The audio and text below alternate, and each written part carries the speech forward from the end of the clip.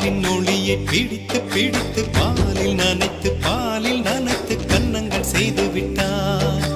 உலக மலர்கள் பறித்து பறித்து 2 பந்துகள் அமைத்து அமைத்து பெண்ணை சமைத்து விட்டார்.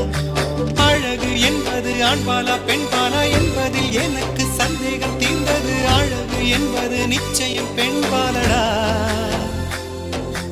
கவிதை என்பது மொழியின் வடிவம் என்றொரு கருத்தும் இன்று உடைந்தது. கவிதை என்பது கன்னி வடிவமடா.